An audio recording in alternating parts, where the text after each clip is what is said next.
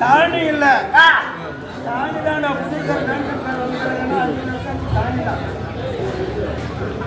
அவங்க நம்மள கூட வித்வான்களா இருந்தா பயந்து தான் தெரிஞ்சு. ஆமா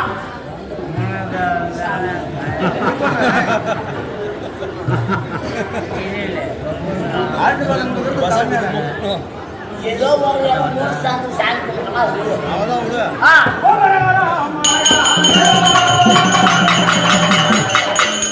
கேளுங்கள் ராஜனந்தனா. வந்தவருக்கு ஒரு அமைதியாக தயவு செஞ்சு சிவபூஜை அர்ஜுன தலைவர்னா என்னன்னு விளக்கம் தெரிஞ்சுக்கலாம். பாடலாம் அடிலாம் தவசுகார ஆடல் பாடல் ராகங்கள் சுதிகாரங்கள் அனைத்தும் தான் தவசு.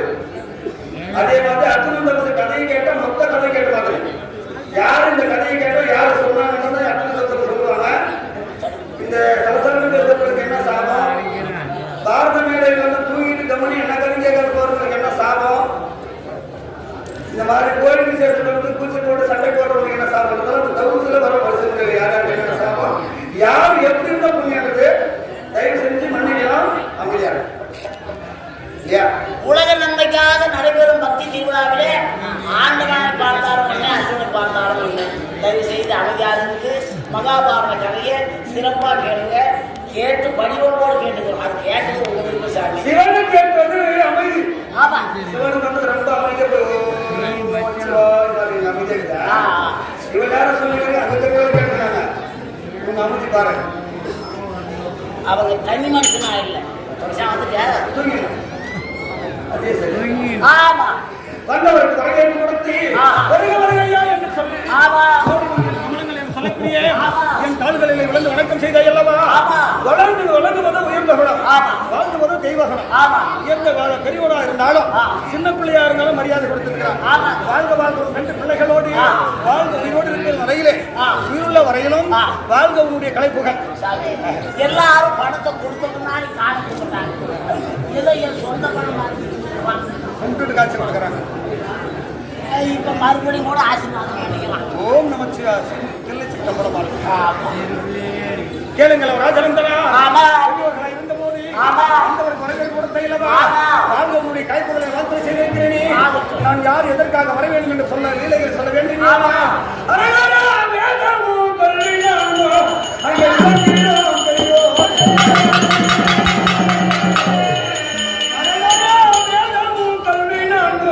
அங்கே விளங்கிடும்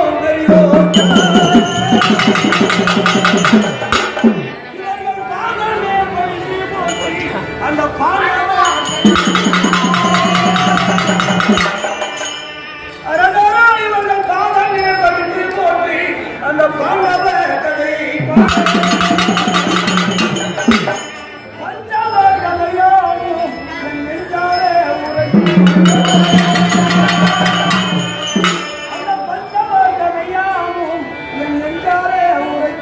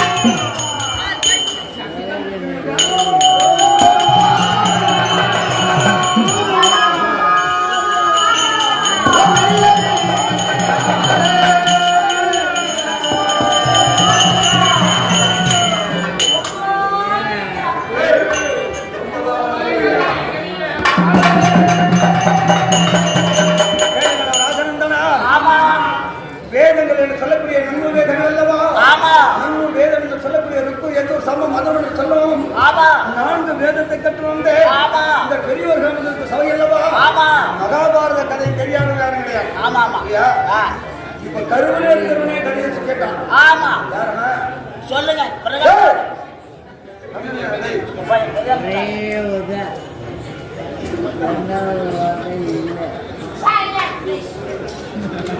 பிள்ளை பிறந்து வளர்ந்து அறிஞர்கள் வந்த பிறகுதான் கதை கேட்பாங்க.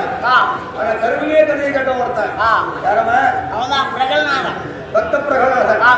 ஹரி நமோ நாராயண மந்திரத்தை கருவிலே தெரிஞ்சுக்கிறான். அதே போல இப்ப கருவிலே இருக்கிற குழந்தைகளுக்கெல்லாம் இந்த கலியுகத்தை பத்தி நல்லா தெரியுது. ஆமா இல்லையா?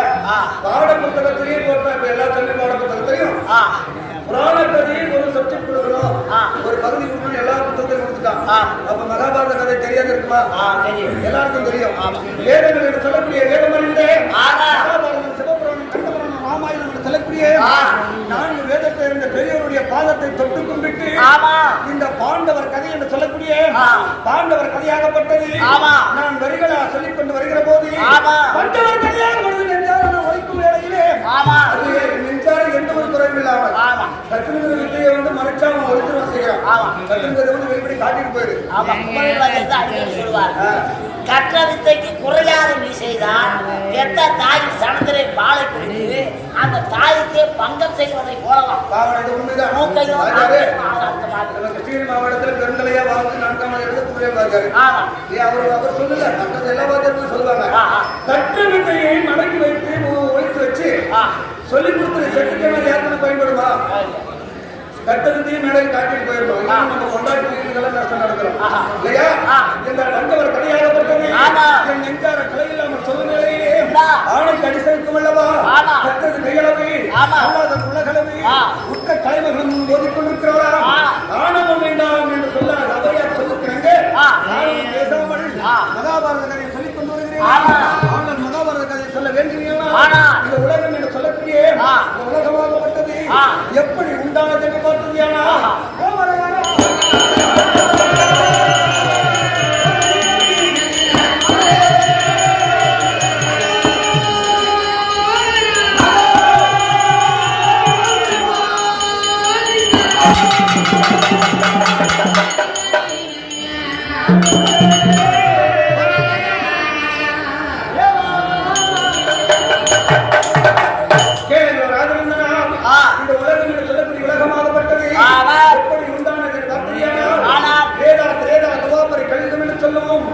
நான் மிகவும் உண்டானது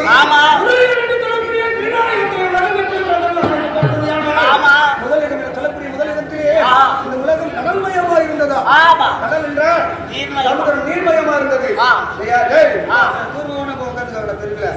நல்ல தெரிஞ்சாலுங்க எப்படி பண்றீங்க? எப்படி முடியலன்னா கொஞ்சம் போட்டு முழுந்துக்கணும். எங்கன்னு தெரிஞ்சா இல்ல சொன்னது கேட்கற மாதிரி காய் காய் துப்புறாங்க சொல்லுறாங்க.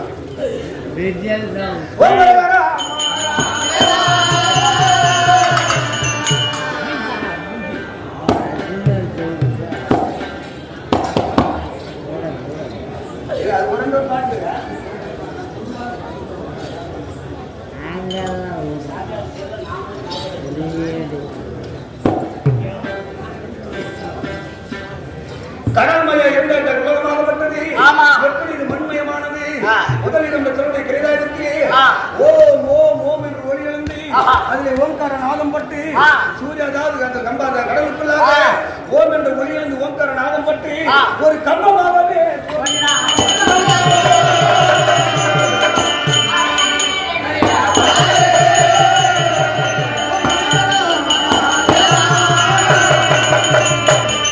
அப்படி அந்த கம்பமாக தோன்றியுடனே தினகரன் என்று சொல்லக்கூடிய சூரியனுடைய வெப்பமட்டு அந்த கம்பம் நெடுங்கி ஒரு அரக்க ஒரு சக்தி கண்டிருந்தால் முதலாக பிறந்தது பெண்மகள்.